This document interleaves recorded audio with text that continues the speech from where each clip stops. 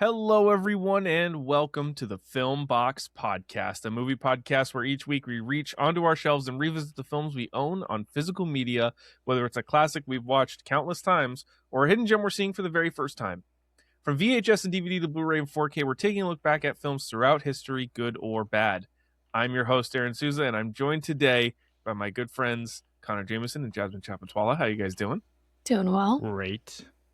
And today, we are taking a look back at Monty Python and the Holy Grail from 1975. Now, let's get into it. And I need all of you to stop what you're doing and listen. Come on, everybody. Here we go. It's 106 miles to Chicago. We got a full tank of gas, half a pack of cigarettes. It's dark, and we're wearing sunglasses. Hit it. Hello, boys! I'm back!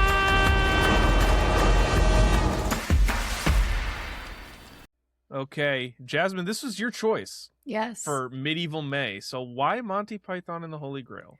It was like a movie my mom always put on when we were growing up. She had the VHS of it, and we just kind of played it to death, essentially. So I kind of wanted to revisit it since it had been at least 20 years since I saw it. So yeah, I figured that would be a good time to do that. Yeah, that's sort of a similar, less frequent, but similar situation for me where this was a movie my dad showed me when I was very young because he liked it, but my mom doesn't like Monty Python. She doesn't really vibe with the humor of Monty Python, so it was never really a something we had on all the time, but it was one of those like formative, like, if you're going to watch movies, you need to see Monty Python and the Holy Grail. Right. And so I watched that way too early, barely remembered a thing about it until this revisit. So that was a lot of fun. Connor, what about you? What's your history with this movie? It's a first time watch. Oh, it's a first time Love where it. I should get like a buzzer for a first time watch. Just like, Yes. yeah. Yep. All right. Well, I did want to kind of touch on before we really dive in. Why don't we get parody movies anymore?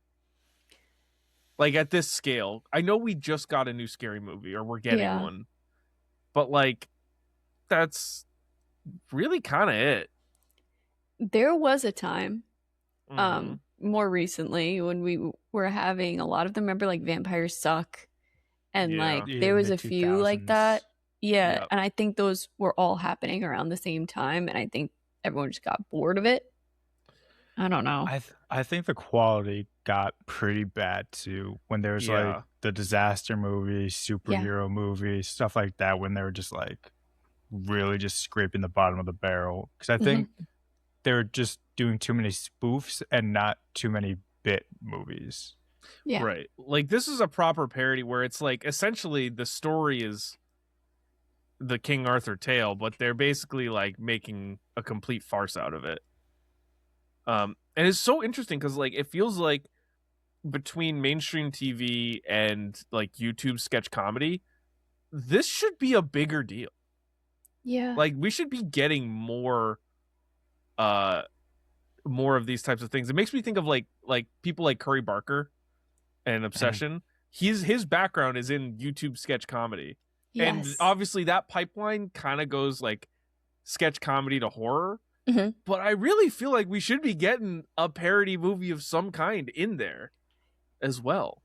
I agree. Also, I just watched a video on this. I think it was Film Sis on TikTok. She talked about how comedy and horror, like you need perfect like timing, like the same kind of timing for both. And I thought that was really interesting because I hadn't thought about it, but also wasn't he just did Zach Kreger.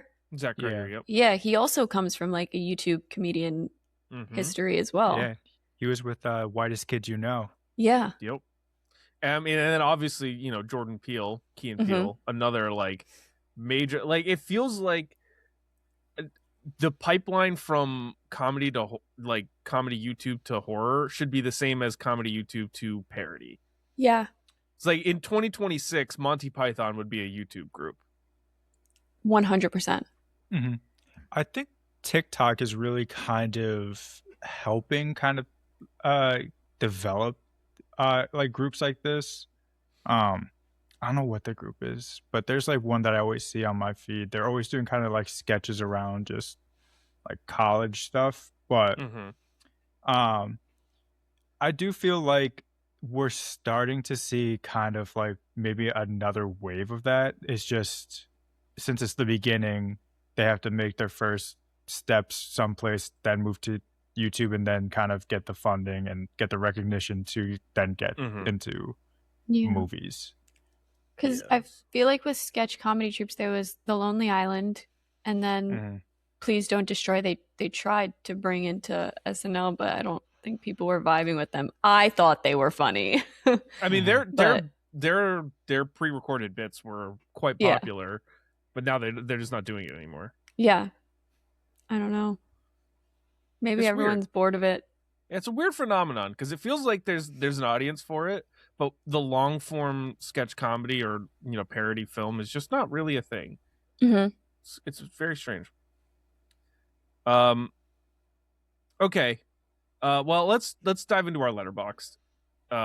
Sounds good. So, Jasmine, you can kick us off. All right. I watched Animal Crackers on Wednesday, the Marx Brothers movie. Lobby intros, Harry Marx on TikTok too. He was hosting at a New Jersey cinema near me. So I was like, oh my God, I have to go. And he talked about like the Marx Brothers and just like all this classic film stuff. It was really cool. Nice. And yeah, again, I don't know why movies like this aren't really made anymore with this kind of like screwball comedy, because it was funny. I was cracking up despite it being like literally from 1930, I think. I watched Waste Man, the new movie with Tom Blythe and what's the other guy's name? I can't remember. David Johnson. Yeah, David Johnson. It was David something. And I saw Obsession. It's a big one. I know neither of you have seen it yet, so we won't talk about how good it is. And also because everyone's just already telling you how good it is. Yeah, I keep seeing the ratings on Letterboxd. I don't know. I don't know anything about the movie, what it's about, or anything like that. But I keep seeing people saying like, "This is the best movie of the year, the best horror movie of the year." Yeah, I'm like, oh man. I would say of several years. Woo! I'll give it that. It makes me so happy. When we had our short-lived Filmbox podcast, I planted my flag on that.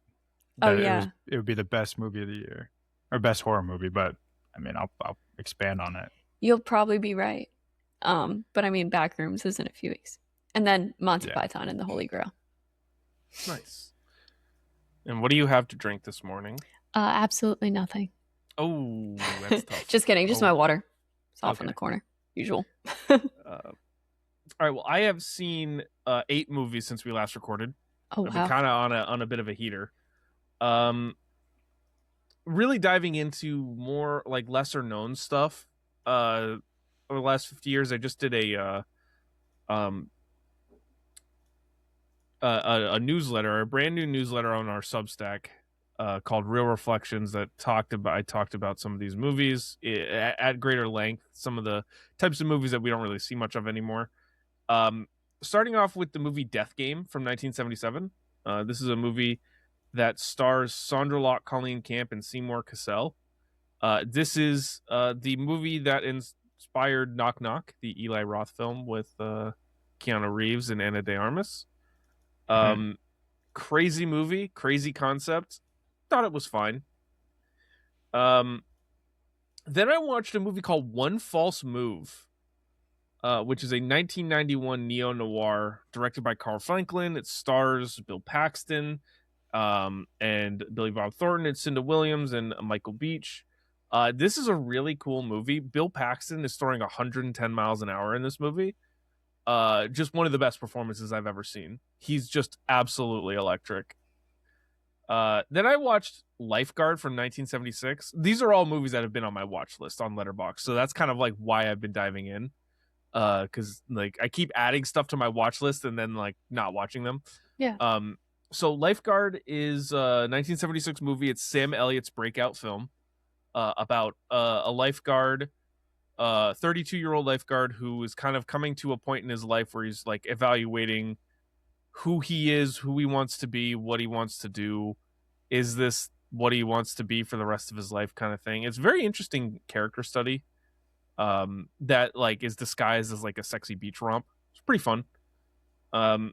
Watched the movie Secret Admirer, which is a C. Thomas Howell film from 1985 that is like every teen it felt like it laid the bones for like every teen rom-com of the 90s and early 2000s, which was really neat.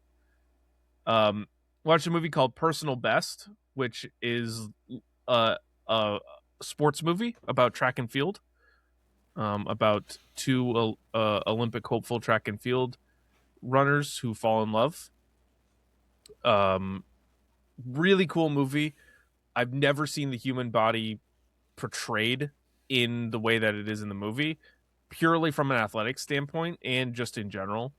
It was very like they hired actual athletes to be most of the roles, so there's a real sense of like realism in how the athletic performances are portrayed, but also there's like extreme close-ups on their body parts as they're moving and doing things, and it feels almost like I shouldn't be watching it at times, but it's really impressive. One of the best sports movies I've ever seen. Watched Monty Python and the Holy Grail, and then last night we had some friends over. We watched the rest of Revenge of the Sith, Star Wars Episode 3, because we had started that a couple weeks ago, and then watched Austin Powers International Man of Mystery, which is like the ultimate party movie. It's so good. Agreed.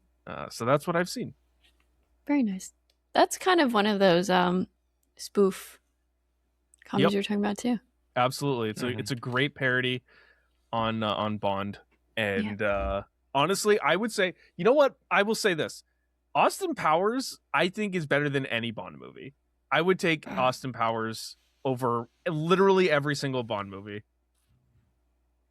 That's okay. I mean, listen, that's you, man. Yep. That's me. It's better. It's not better, but it's definitively better. It's a preference and it's a choice. Exactly. Mike Myers is fantastic. Not arguing with you there. Yeah, that's true. Oh God. What are you drinking? I have water. You need just like one shock, like heat. What's it called? Yeah, thing to say to all of us every single episode that just throws me so off. One hot take. It's early still. We need to wake up. Yeah, come on. Yeah, right. That was come on, we got to get the juices flowing. Yeah. Austin Powers is better than any James Bond. All right. Well, don't worry. I've got more hot takes coming. I believe you. So for me, I've seen 1, 2, 3, 4, 5, 6 movies, starting with Opening Night from John Cassavetes. It was a tough watch, but it was a good watch, like most of his movies. And then follow that up with His Girl Friday, nice Cary Grant. Just the way they act in the 40s it's so refreshing when you just watch like how people act nowadays. It's just like it's a breath of fresh air. Because then I watched the drama and I liked it a lot, and I can see why a lot of people have strong opinions on it, but that's a very good movie. Then We Bury the Dead. Kind of flew under the radar there at the start of the year, but the Daisy Ridley zombie movie, pretty interesting. Not nearly as interesting was The Punisher: One Last Kill. Oof. That little short special they put out. I think I'm out. I'm just out. Oh, I haven't watched any Punisher. I haven't watched any Daredevil. I really could not give less of a shit about any of it. I know. I think I wanted to give it... I haven't seen the new Daredevil season yet. I know it's better than this, but I wanted to just see what was I missing. And not much. Yeah. Yeah, I saw the CGI scene, the one that's going around Twitter and everything. And I was like, yeah, nah, not for me. It's just so fascinating that you can play the same character for I don't even know how, probably like a decade now, and not move forward at all. Mm-hmm. It's the same thing over and over and over again. And then lastly is Monty Python and the Holy Grail. Nice. And what do you to got? Make it a water. Oh, fantastic! The trifecta. Oh, I did want to mention too. I forgot right before this. Just because I needed something to watch over the last couple days to relax. Challengers. Was real started to relaxing rewatch. movie. I have about a half hour left of Challengers, but my opinion still stands that I don't like the score of that movie, the techno score. I know Connor thinks it's absolutely blasphemous. Yeah, I agree with him. Yeah, I'm just not a fan. But the rest of the movie, phenomenal. Mike Face, they could not have gotten a better cast. Agreed. I love Mike Face. Josh O'Connor is incredible, and Zendaya is just gorgeous. It was like top 5 human being. Yeah. So, with that said, let's dive into Monty Python. So, have you guys? We already talked about if you've seen it before. Do you? Either any of you own this movie? Used to, but the VHS got ruined in the flood. Oh no! Yeah.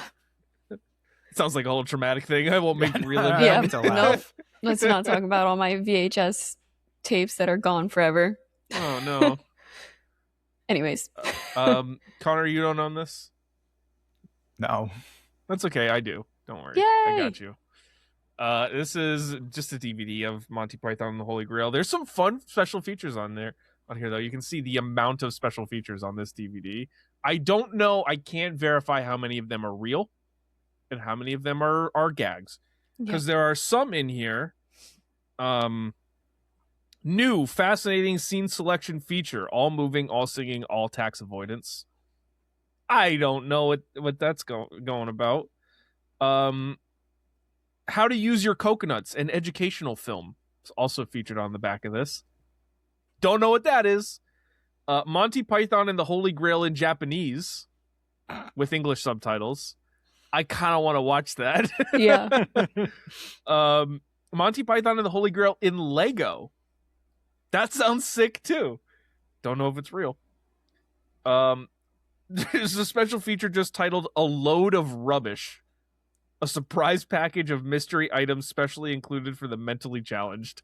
Oh, that's something. Held up so well. Yeah. Unused ideas is also included on here. So I don't know. I don't know how much of that is real. There are 2 discs in here, so some of it could be real, some of it could be absolute nonsense. But if you're not like me, you don't own this movie. You can watch it on a lot of places. Ready? Here we go. Prime Video, which is like the main place where I watched it. Peacock, Fubo, BritBox. Connor, we're gonna get really into some of this. Love it. The Shout Factory streaming service, Free Movies Plus, the Roku channel, the CW, Canopy, Pluto, Plex, and Fossum. It's just it's everywhere. It's literally like the meme. It's on Frick, dude. So if you're unfamiliar with this movie, Monty Python and the Holy Grail is a 1975 British comedy film directed by Terry Gilliam, of all people, who was briefly a member of the Monty Python troupe. He also directed Time Bandits, The Fisher King, The Adventures of Baron Munchausen in Brazil, among other films. So quite notable. Also directed by Terry Jones, who's just another Monty Python member, helped direct Life of Brian and The Meaning of Life. Written by Graham Chapman, John Cleese, Eric Idle, Terry Gilliam, Terry Jones, and Michael Palin, which is all of Monty Python. And cinematography by, the only credit for cinematography in this movie is Terry Jones, who is credited as lighting cameraman, which is a great credit. There's no credited DP on this movie. That's insane. The only thing that they have is Terry Jones' lighting cameraman. So, okay. It's a great bit. Distributed by EMI Films, released April 3rd, 1975, with a runtime of 92 minutes. This had a budget around $175,000 in 1975. How much did it make at the box office? Four. It was like in theaters for a long time, right? It's had a lot of runs. Okay. Like 3 million? So its initial run was $2 million, from what I can see.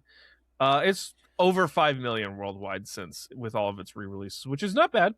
Not bad. It's been crazy profit on that. Yeah, for sure. So 1975 at the box office. Spoiler alert, this did not get into the top 10. I actually couldn't even find where it ended up landing. So I just have the top 10. I'll start you from 10. Although, Connor, you gave a smile. I know you know what's number one at the box office. I know what's number one too. Absolutely, I feel like you both know. Yeah, there it is. He's reaching on the shelves. Yep. There it is. Yeah, I'll just go from 1 to 10. So Jaws was number one, $133 million in 1975. That's an absolute monster of a movie. Number 2, One Flew Over the Cuckoo's Nest, $59 million. So almost Jaws tripled just about what One Flew Over the Cuckoo's Nest made. Rocky Horror Picture Show, $50 million. That was a huge hit. Shampoo, which is the Warren Beatty film, $23 million. Dog Day Afternoon, $22 million. The Return of the Pink Panther, $20 million. 3 Days of the Condor, $20 million. And then 3 movies, I don't know what they are. Funny Lady, $19 million. The Other Side of the Mountain, $18 million. And Tommy, $17 million. Don't know him. Must be we used to something. be a proper movie-going audience. I know, where you could have a movie like The Other Side of the Mountain, be like, yeah, people loved it. People went out to see it. Yeah, we got Sharks number 1, and then everything else just falls into place after that. Yep. Yeah, and we'll never see that again. No. So, but that's the behind the scenes of this movie. Connor, why don't you take us through what the people thought about Monty Python? They loved it. There's no ifs, ands, or buts around it. 92% with the critics, 95% audience, 8.1 on IMDb, which, for reference, Moneyball was a 7.6. Ebert, Big Raj, no review. Yeah. So, no thoughts on it. Siskel, did you pull Siskel? Nope, didn't see it. So Siskel gave this movie a 2.5. And he said it contained about 10 very funny moments and 70 minutes of silence. Too many jokes took too long to set up, a trait shared by both Blazing Saddles and Young Frankenstein. I guess I prefer Monty Python in chunks in its original television review format. Fucking roasted. Yeah, that's... You know, we'll save those thoughts for later. Yeah, we'll get into that. With that, I would say that's a pretty positive review, but we still have our... Oh, God, I had it ready. Jesus Christ, dude. The opposite review. I had it ready. I don't know why I didn't.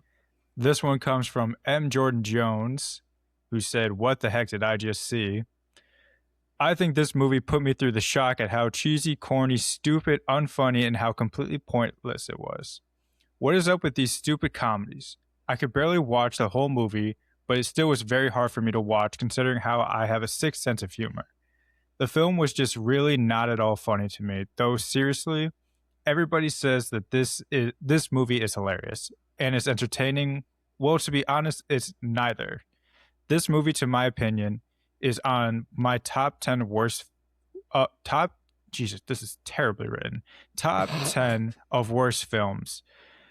This film, of course, is number 4 on the list because it managed to make me laugh once and only once. People say this movie is so good, I will recommend to little kids." Don't be talking little kids. But What? other than that, I just cannot see why this is so funny. I rate this film a 1 out of 10 purely because it doesn't deserve an 8 because I wasted my money on this film. Damn. Doesn't get an 8, so 1. There's maybe My scale 6 is 1 numbers to 8. between that. Yeah. Yeah. Oh, that's funny. I want to know what his other movies are that worst. This was number 4. I gotta know what the other ones are. Let me see if I can find his profile and see if there's any lists on IMDb from him. Because like if this is number 4, there's got to be ones that are like, real egregious. Mm-hmm. So that review came out in 2005. I just want to see. Jesus. What else did he give a 1 star to? Mm. Okay. Well, just so we have some context, he gave The Birth of a Nation 10 stars. What's this guy's name? M. Jordan Jones. M. Jordan Jones? So maybe he sounds like he belongs in the South in the 50s. Okay. I'm looking at the other 1 stars. Oh, no. Rugrats in Paris, Too Fast, Too Furious, Rocket Power, Race Across New Zealand, Scarecrow Slayer, Dark Harvest, the Rugrats movie, Tales from the Hood, the Rugrats? Jimmy Neutron Boy Genius, Bikini Party Massacre, Finding Nemo. What? The SpongeBob SquarePants movie. This guy hates kids. Yeah, apparently. Yeah, apparently, kids can't have any fun at the movies ever. I'm 30. This movie's not for me. Therefore, it sucks. Yeah. Terrible. Come on. Why are these babies talking? I don't get it. I got a spin-off for him, All Grown Up. Maybe he'll like that. Well, considering what he gives 10 stars to. I don't know. Are they white supremacists? He might be a fan. It's like Black Klansman, but like for the wrong reasons. My favorite movie's Mississippi Burning. I was really rooting for those cops. He's a horror guy, it looks like. I gotta give him that. Don't gotta give him anything. Gave Birth of a Nation 10 out of 10. No. Don't gotta give him nothing. 10. The Lawnmower Man 10. Silent Night, Deadly Night 10. Toxic Avenger 10. Evil weird. Dead 10. This guy's weird. And then Brain Dead 10. All right, well, it's time to talk about Monty Python. So why don't you bring us through the plot of this movie? Mm-hmm. So, in 932 AD, King Arthur traverses Britain to find men to join his Knights of the Round Table. He recruits Sir Bedivere the Wise, later joined by Sir Lancelot the Brave, Sir Galahad the Pure, Sir Robin the not quite so brave as Sir Lancelot, and the aptly named Sir Not appearing in this film, along with their squires and Robin's minstrels. They arrive at a castle of French soldiers who claim they have the Grail, but assault the knights with barnyard animals. The group splits up to search for the Grail, with a modern-day historian retelling the tale before he's killed by a passing knight, triggering a police investigation. Arthur and Bedivere run into... I see you smiling. Run into the knights who say knee. Sir Robin avoids a fight with a 3-headed knight by fleeing. Sir Galahad is lured into a castle of young women, but is rescued by Lancelot, and Lancelot slaughters most of a wedding party after he receives a distress message from a forlorn prince. The knights regroup and meet Tim the Enchanter, who leads them to a cave where the Grail should be, but is protected by Rabbit, who slaughters members of the knights' party. In the cave, they discover they need to go to the castle of Arg. The knights are then led to the Bridge of Death, where they have to answer 3 questions to pass, where Robin and Galahad die, and then Lancelot, Arthur, and Bedivere pass. Lancelot is arrested by the police, unbeknownst to the others, and the others arrive at the castle, where the French soldiers are already waiting. Arthur summons an army and leads them into battle, but the movie ends before the battle even begins, as the police arrest Arthur and Bedivere for the murder of the historian and break the camera. That's Monty Python and the Holy Grail. God, this movie's so fucking funny, man. This is good stuff. So fucking dumb. This is good stuff. All right, let's talk about what works. I like that the bits start immediately with the opening credits. Oh yeah. It's just the right way. Like, this is classic parody. You got to get people to buy in that this is not something you take seriously from the get-go, and I think they do a really good job of it.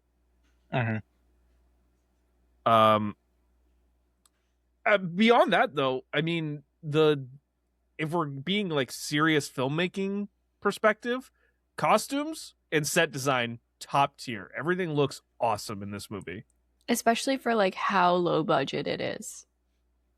For sure. Oh yeah, I mean, $175,000 in 1975 is not a lot of money. No. And like everything, like the costumes were great. The peasants looked properly poor. They shot in good locations. I mean, there's a lost art to location scouting. This is like, now you can just kind of put things on a soundstage, but like real location scouting of like, we can shoot this scene here, or we can shoot in the backwoods of the studio lot, which is, I'm sure, what they did at some point, to be able to shoot in the forest. Like, it's really smart. It's good stuff. What'd you guys like? I mean, the ridiculousness of it. I thought that was just the fact that it's like so committed to being ridiculous, and in like the sketch comedy structure, that ridiculousness, that's when it hits best for me. When it's in bits, kind of like what the negative reviewer was saying. But yeah, I love that. I like also that the low budget is part of the joke, like the coconuts. Yes, coconuts are iconic. That literally got me every single time. Every time it was on, I was like, this is just too good. My favorite part is when they stop and they go, yeah. It's just good stuff, man. Like, you just can't come up with that shit. Like, that's so good. Connor, what did you like? I like how well the movie like just mixes in animation. Yeah. So creative, especially knowing that they have like such a limited budget, just to have like little segments that are just kind of like, I don't even know what that style is, of just kind of like, it looks like they're just dragging something across the screen, but I just love like that. Almost like a puppet show type. Yeah.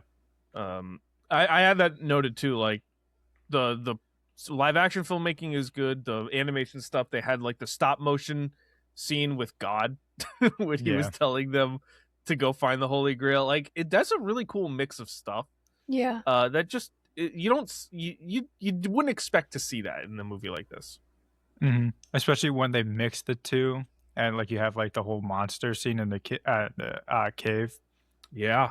Yep. It's fun. It's very cool. I also like the music of this movie. I think they do a really good job of getting me to feel like, even though this is like super farcical, it's still medieval times, and the music helps with that. Also, the story itself is actually solid. Like, they're retelling the Arthurian tale. They're making it totally goofy and over the top, but it's rooted in that story. So they're not just throwing bits in and trying to make it fit into a movie, which, again, we've talked about recently, of like, when you do it one way, it's good. When you do it the other way, where you've got a bunch of bits and jokes and pieces and you try and make a story out of it, it's not good. This is good. I meant to jump in a bit sooner on your point earlier, but with the sound and the music, I think the editing of that is also done incredibly well. Like, however many shots there are of like someone's running and there's like this epic kind of score, and it cuts to someone else and they're just standing there watching, and it's just dead silent. Cuts back to the person running, epic music, cuts back, dead silent. And then you finally get like that clash, and it's just like, that's really well executed. Yep. Kind of showcasing these two events that seem so separate, and that collision of the action and non-action. 100%. And it just goes to show like how these guys were comedic experts. I mean, they knew timing, they knew how to get a laugh out of people. I mean, you know, just cutting back and forth from music to non-music and reactions and like that part, that's funny, and that shouldn't be funny. I mean, it's really smart. I mean, this whole movie is funny. Like, no doubt about it. This whole movie is very funny. And there are some bits, we'll get into it. There are some bits that work better than others, as with most comedy things, but on the whole, it's quite successful. I mean, yeah, everything with the French soldiers is so fucking funny to me. Good. Yeah. Like, I was watching this like at work. Luckily, it was yesterday, so like most people are just working from home, so I didn't have to like worry about like other people like hearing my reactions. Yeah. When they launched that first cow, and Arthur's just like, Jesus Christ! I cackled. Oh yeah, or like when they're like, they send out the Trojan rabbit. Yeah, like, and Arthur and I will be in the rabbit, and we'll get ready, and we'll jump out when we get inside. And Arthur looks at him like, say it again. And we'll be inside. And then all of a sudden, it just comes launching over the wall. It's good stuff, man. It's great. Oh man, my favorite like small gag is when they count, when Arthur's like, so how many people did we lose? Well, there's 5. There's us. He's like 1, 2, 5. No, 3, sir. Yes. And then they bring out the holy hand grenade, and it's like. And they do the whole extended thing about counting to 3, and then he's like, all right, ready? 1, 2, 5. 3, sir. And then he throws it. It's just great. It's good stuff, man. The jokes are funny. When it's like that, I love it. When it's just kind of like that running little bit of like, okay, he doesn't know that 3 comes after 2. Yeah. Perfect. It's the small bits. Like some of the extended stuff, the big stuff is like, you know, whatever, hit or miss.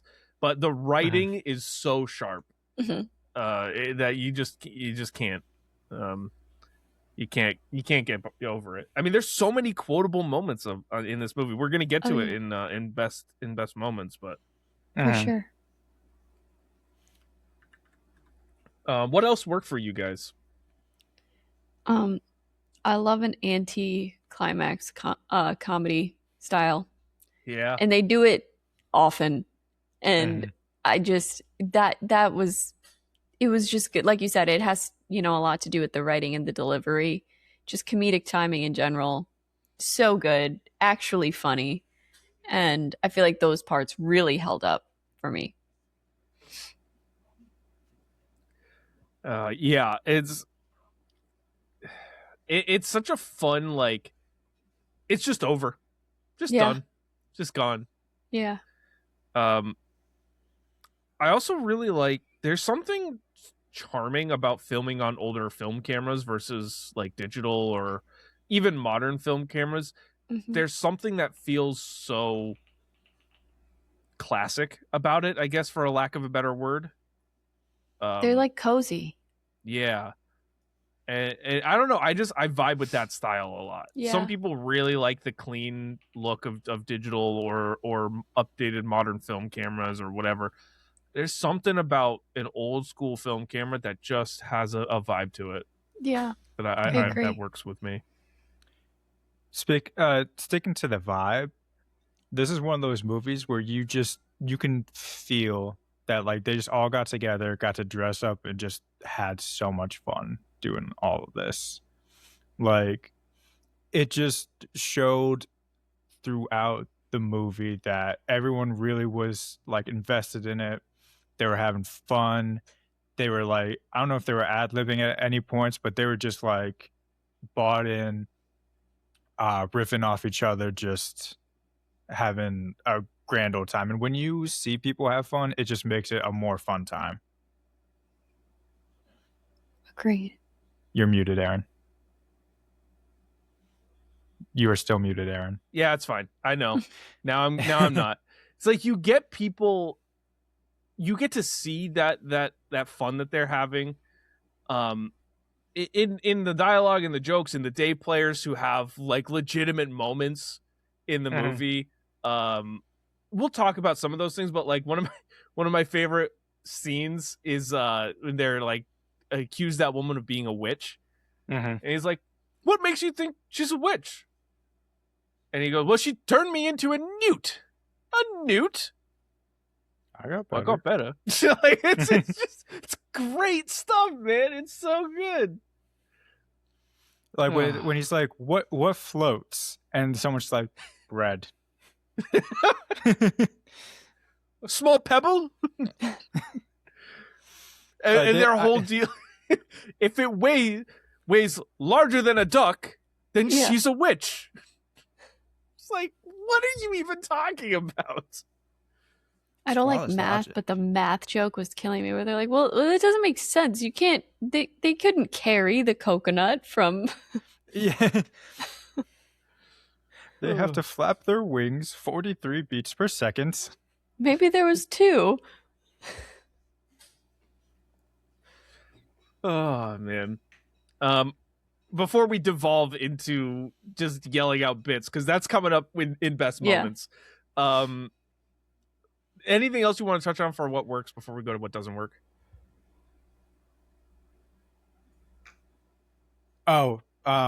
Small things, but the fact that they use dummies when they're just launching people, love it. I love it. That's my biggest thing. That if you do that, I'm always on board. Yep. That's good stuff. Anything else? All right, let's do what doesn't work. Some of the bits don't work. Yeah, no. Some of the bits really don't work. There's some really good ones. We're going to talk about some really good ones. There are some that I'm like, okay, I don't really care about this. Yeah. There's a lot of the gender humor does not work. Specifically, there's that whole bit, and she's even breaking the fourth wall and like, this is not helping. This is making it worse. Yeah. Like, I don't know, maybe they thought the awareness of being like, oh, they're worried about writing this one. And I'm like, yeah, they should have been. It's not holding up. It's not so great. Yeah. And the other problem I have with this movie is that like the bits kind of go too long consistently. Yeah. They're like a minute or two too long every time. I don't know if I don't know. There's just something about, maybe that's just their style, but it always feels like they stretch it a little bit too much. I agree. Yeah. I mean, that's pretty much everything I had. I mean, like the fact that even the movie points it out, like in the scene in like the castle anthrax where they're like, just get on with it. Yeah, right. It doesn't help. Like, yes, you can poke fun at yourself, but it doesn't help that you're right. That you do just need to get on with it. Yeah. I mean, everything at that castle just, except the final punchline of like Galahad being like, oh, wait, hold up, oral sex, leave me, I can handle it. I can take care of it. I can 150 of them, easy. Yeah. Done. I also, realistically, this is like an hour long movie that's stretched to 90 minutes. Yeah. Which kind of is a shame because there's a lot to the Arthurian tale that you could have pulled from to make more bits out of, but they really stretched some of the stuff to kind of, it just didn't need to. There's a lot more to pull from. And it's not really a criticism, but it kind of is a criticism. Is like, it's hard to have a real opinion on this movie because it is just a straight comedy. Yeah. That is played 100% for laughs and 0% to be serious. It's real hard to have a solid opinion one way or the other. I agree. Yeah. But that's what I had. Anything else that you wanted to talk about? It's kind of really it for me. Okay. Connor, nitpicks? Just a couple. Because again, there's nothing really you can nitpick in a movie like this. Yeah. But it all kind of stems from that castle anthrax. Everyone being 16 to 19. That's tough. Yeah. Little suspect. That's tough. Chris Hansen's waiting around the corner, like, Yeah. have a seat. Yeah. And on that note, Dr. Piglet, I need to see your medical license. Yep. ASAP. I'm not trusting my life in anyone's hands. That's name is Piglet. Yeah. Fair enough. That's it. Okay, that's it. Well, let's do best moments because there's a lot. I'll start you with Arthur and the peasants discussing the ruling class, and that guy just going on a heater about capitalism and authoritarianism. Yep. It's just an excellent moment. Feels a little relevant today. Yeah. I was gonna say a lot doesn't age well. Some does. That really does. I was like, "Ooh, man!" Is like, I have a quote here from it. Is listen, strange woman lying in pawns distributed in swords is no basis for a system of government. Supreme executive power derives from a mandate from the masses, not from some farcical aquatic ceremony. It's like, damn, dude, talk that talk. Let's go. Yeah. It's just good stuff. The fight with the Black Knight is really funny. That's my number one scene. It's the best scene. One of the best scenes in this movie. Just but a scratch. It's a flesh wound. I've had worse. It's just everything he says is just so good. I have written down the witch. Oh yeah, the witch scene. I couldn't remember what that was for a second. Yeah, that whole scene with the witch, being turned into a newt, weighing them with a duck, and it's just good stuff. The first instance of the Knights Who Say Knee is really funny. Mm-hmm. It's just good. The rabbit and the holy hand grenade. That whole bit is great. Yeah, and there's the consistent running bit too of them like being like charge go and then immediately getting fucked and they're like run away. Yeah. It's great. And then the Bridge of Death. Yeah. What is your name? What is your quest? Yeah. What is your favorite color? I like that one. That's great. Any other moments? I love my dark humor. So it's in the very beginning where they're like, we're collecting your dead. Oh, bring out your dead. Bring out your dead. And he's dead. Like, when are you be back? Thursday? He's like, help me out, man. Like, I'm fine. I swear. I was just gonna go for a walk. No, you're not. Bang! Thank you. Yep. Thank you very much. That was I also had the everything with the French soldiers. Just it got me. I told him we already had one. Yeah, that's good stuff. I think it has to go to the fight with the Black Knight though. That's the best, 100%. the best scene in this movie. Although I do like the bridge keeper, Bridge of Death, but okay. Connor, well, we'll do your choice category. Okay. So this kind of borders a little bit on a hot take, but so this is, could you convince someone that this movie is based on a true story? From Esmeralda4 on Reddit. Yes. Because the story I'm telling is this isn't happening in 932. This is just happening at some Ren fair or like some LARP convention. And it just goes completely wrong. Yep. Like they're all pretending to be King Arthur's, and you have like some historian who actually gets murdered, and that's why the police are there. And they actually do kill like that guy who's the Black Knight. And the police do show up at the very end. They're like, okay, fun's over. You guys are actually arrested because you did kill that guy. Yeah, that man is dead. Yeah. Yeah, I like that. That's a good one. That's kind of what was my headcanon in this while I was watching. It was like, this takes place in 1975. Like, they're hanging out. Okay, Oscars recap.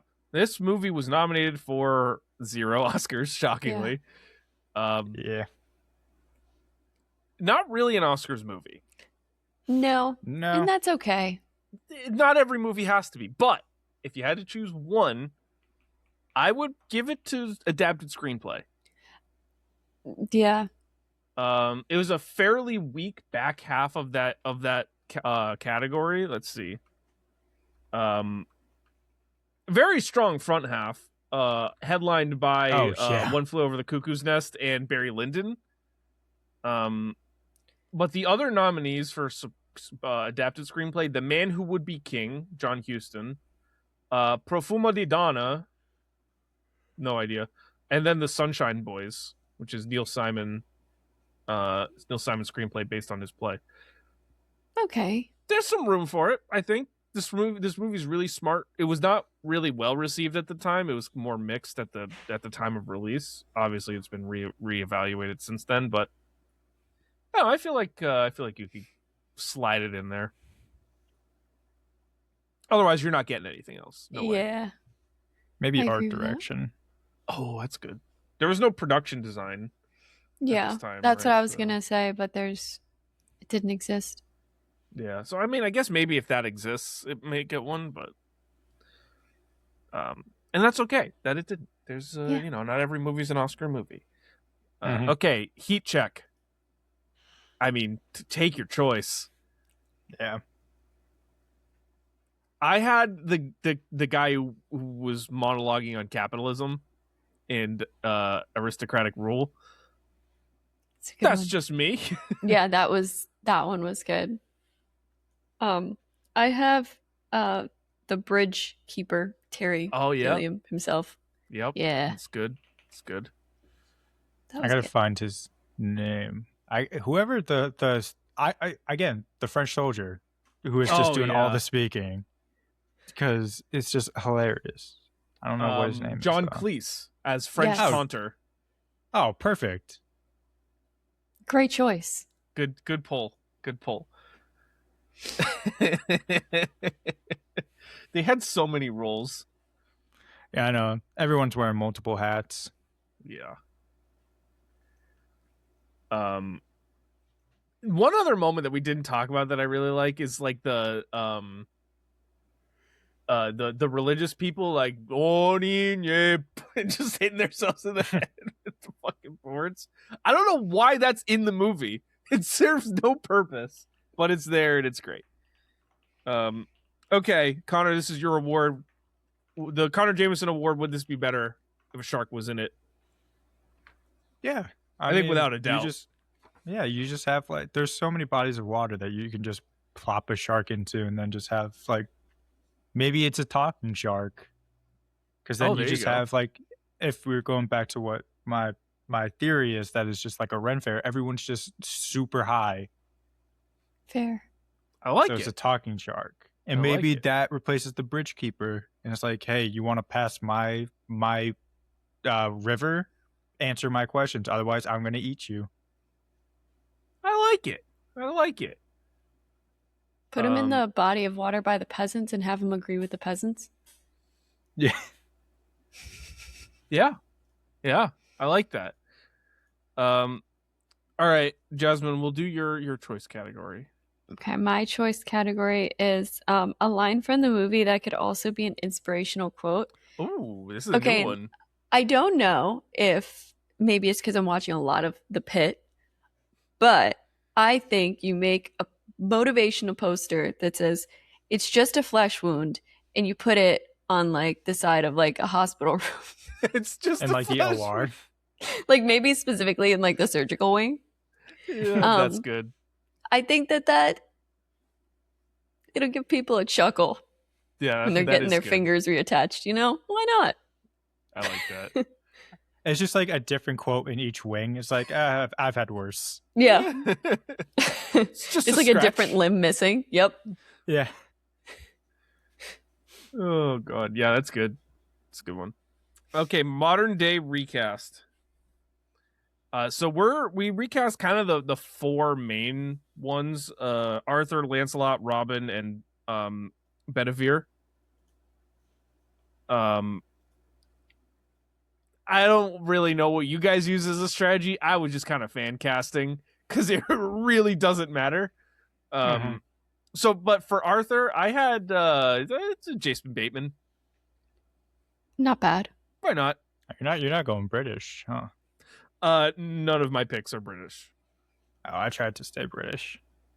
I was straight fan casting. Actually, wait. I gotta double check someone. I like that. Well, Jasmine, you can go while Connor's checking. No, I'm good. Never mind. I did Adam Scott. Okay, that was on my list. That'd be good. I thought he'd be funny. I still think of him as just Ben Wyatt from Parks and Rec, and I think it would be a good role for him. Yeah. I went Dan Stevens. I just like him. He's a good guy. I don't know who that is. He's in a lot of horror movies, but he's also the Beast. Yeah. Oh. I always think of him in Abigail when Catherine Newton runs back with onions after being tasked with finding garlic, and he's like, Sammy, those are fucking onions. That's good. I like that. Okay, Lancelot. I went basic. Okay, go ahead. Pedro Pascal. Oof. That's tough. That's tough. I was like, listen, I think he could do it. But it's basic. It is. Yeah, that's all right. Look, fan casting. Yeah. Connor? I went Will Poulter. It's a good pick. That's a good one. Showing off his comedic chops recently. Yeah. I went with someone who I thought could, like, because Lancelot to me looked the most, like, physically imposing. Like, the most like a knight. So I just went with Channing Tatum. I think is hilarious. And looks like he could be a Lancelot. So I agree with you. I think he's one of the best comedic actors we have right now. Ooh, that's a take. Very underrated too. Yeah, I agree 100%. Or John Cena. John Cena would have been interesting too. Honestly, probably could have been pretty good in this role. Yeah. Okay, Robin, Connor. Daniel Radcliffe. Okay, I like it. I have Joe Keery. Okay, I like it. I went with current SNL cast member Marcelo Hernandez. Good one. Yeah, put a mustache on him. That's fucking awesome. It's good stuff. I just think he's hilarious too, so I'd love to get him in this movie. Once again, straight fan casting. No rhyme or reason. All right, and then finally Bedivere. I went with Mike Myers, who I think would be perfect in like he doesn't like to do like straight up stuff, but put him in a helmet with a big old mustache and a thing that he has to keep lifting up over and over. He's at home. That's his bag. I kind of went opposite direction, but hear me out, okay? Willem Dafoe. Whoa, interesting. I think he like can be really funny. Specifically, like was thinking of him in The Lighthouse. Mm-hmm. Noted funny movie, The Lighthouse. That's typically no, I just associated think with comedy. The comedy that he like does, I don't know. I just thought that could work. Okay, I like it. I went Matthew Berry. Okay, see, these are good. Yeah, these are good. Wanted a good voice on that one. Yeah, it's good pull. Good pull. Okay, my choice category. This is what I have next.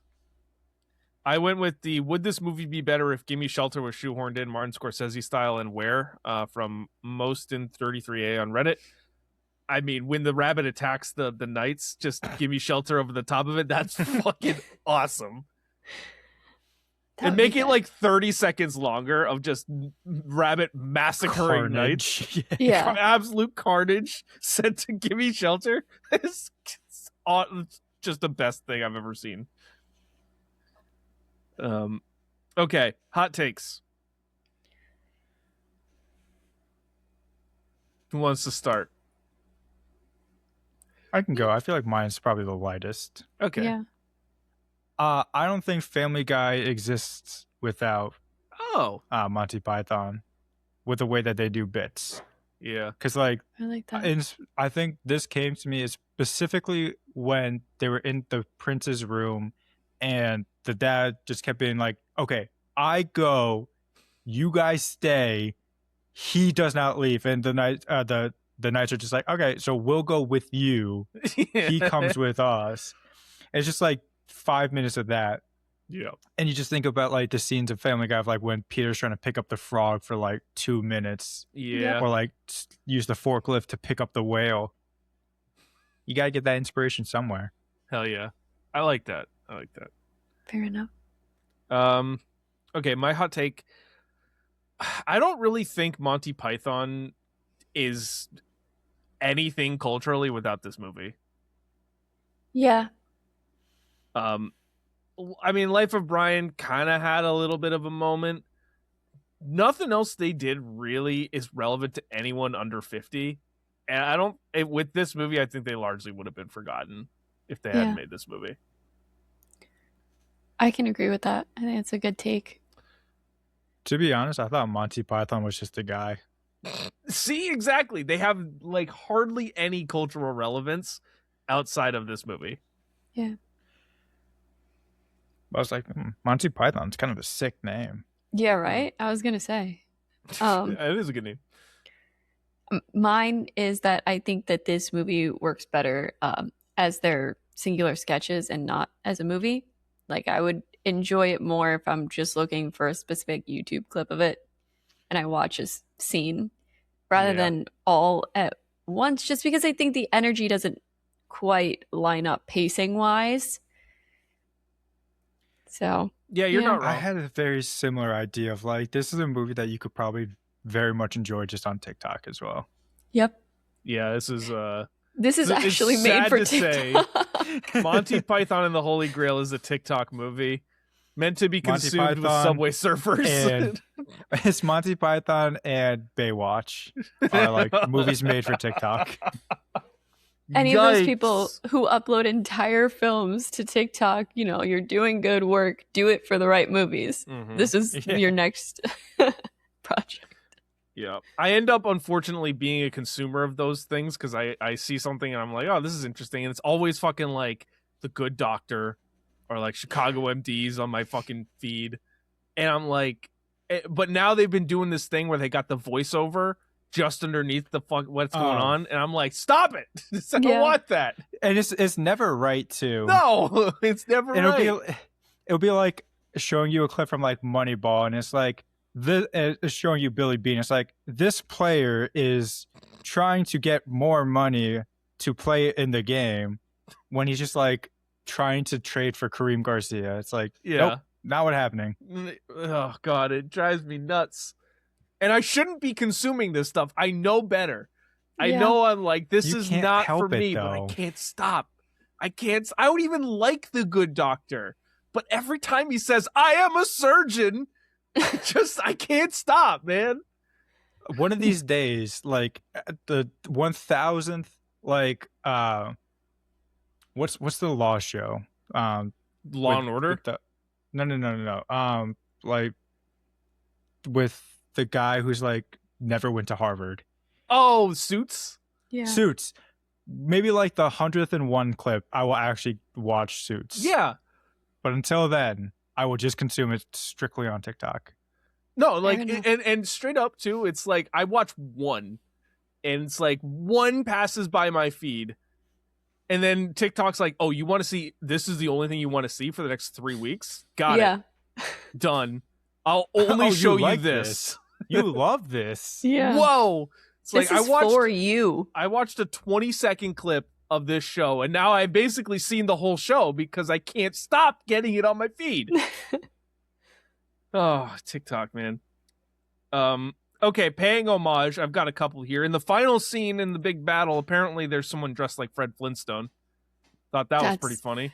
That's why I'm wearing this. Oh, there you go. Because I was trying to like pick it out too, because I feel like there had to be some, like, not everyone was gonna be dressed up like knights. Yeah. And then the other thing, we actually already mentioned this scene, but the Bring Out Your Dead scene is based on a scene from Ken Russell's The Devils, which is not a funny movie. No. And is in the news lately because it's just got a brand new restoration that's playing at Cannes right now. So I thought that was pretty cool. Kind of relevant. Okay, is this movie ruined by technology? No, there could be a good sketch in there on it. I mean, there kind of is with the holy hand grenade. Yeah. Bring out the holy hand grenade. It's I'd say probably yes, but also probably no. It's kind of, this one's a little bit tough. Depends for that on one. the sketch. Yeah. Yeah. Mm-hmm. It's never been cooler. It's Connor's favorite category. Mm-hmm. Parody movies start off hot. Nope. Can't agree. Not Another Teen Movie is my favorite. Interesting. That's a good one. I mean, I'm partial to Austin Powers, but also Spaceballs is goated. I'm a big fan of the original Scary Movie, just the first one. Scary movie too, yeah. Yeah. Movie's good. We have done Young Frankenstein on this podcast. I contend that that is better as well. Yeah. King Arthur. Sure. We're gonna talk about King Arthur again next week. No spoilers, but yeah, I'm not gonna stake a claim on him because I used to read the Magic Treehouse books and he was pretty sick back then. So Magic Treehouse is when he was coolest. Good to know. Rabbits. Killer Rabbit's been pretty cool. No. Watership Down. Those things are fucking sick. There's a David Lynch movie where it's just like people with like rabbit heads. It's like really disturbing. I really like that one. That's, I mean, most David Lynch films, so okay. Also, doesn't Us have a lot of rabbits? Yeah. Yes. Yeah. They don't do much, but they're there. Interesting. Jokes that go on just a bit too long. I feel like we've had that complaint a couple of times on this We definitely show. have. Yeah. That one was kind of more of a throwaway. This one's the real doozy. The real doozy. British people. Just in general. Never been cooler. I contend since 1776 it's been kind of downhill for those guys.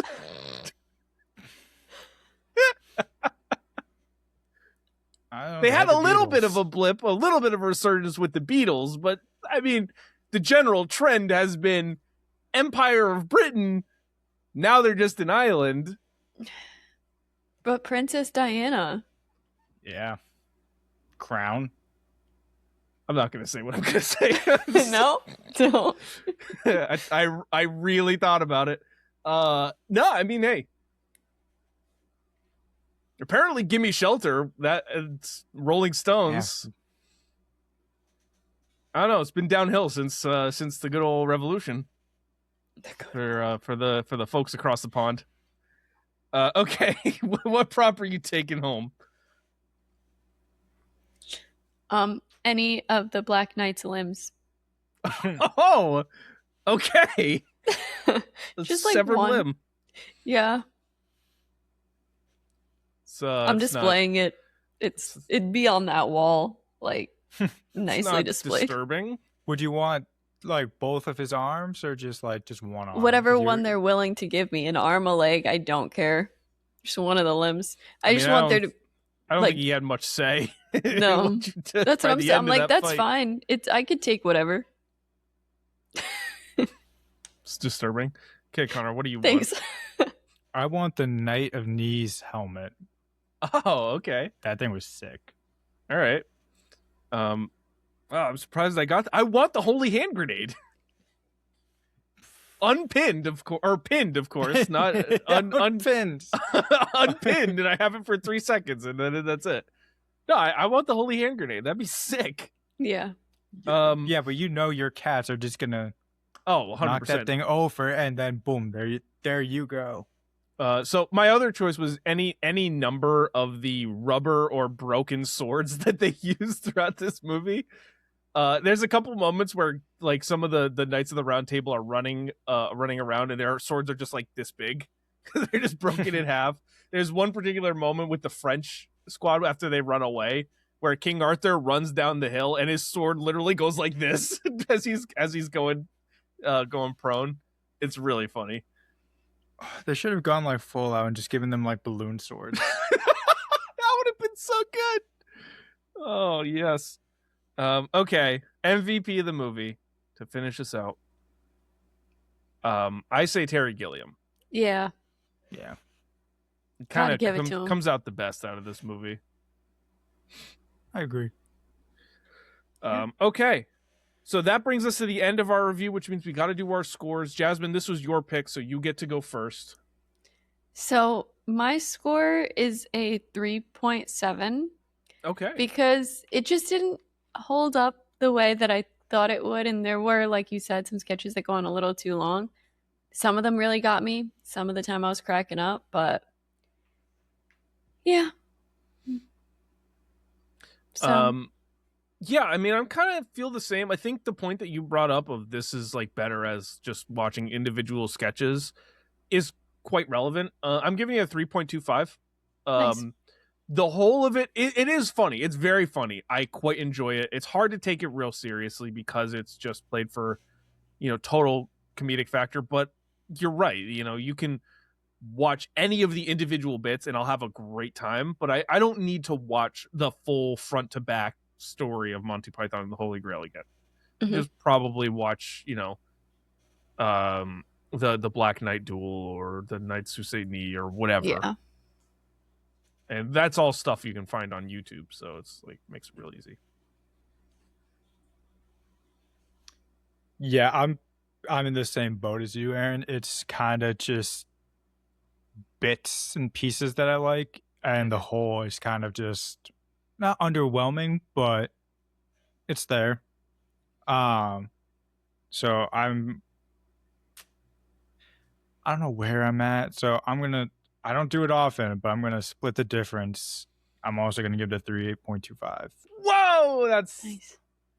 I think that's the first time you've ever given a non 0.5. No, I've done it before. I don't see one on here.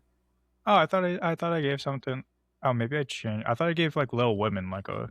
Oh, maybe. Yeah, I gave Little Women a 4.25. Oh, okay. So that brings us to a 3.4 average, which in the totality of what we have done, that is kind of close to the bottom. 62nd on our list. Tied with Army of Darkness, surprisingly, another medieval movie from this month. And just above Bram Stoker's Dracula.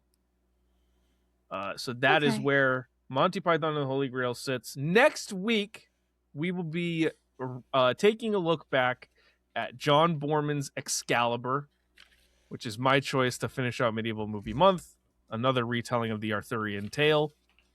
So be sure to check that out. And if you like what you listen to, leave a rating, subscribe, follow us on your favorite podcast platform.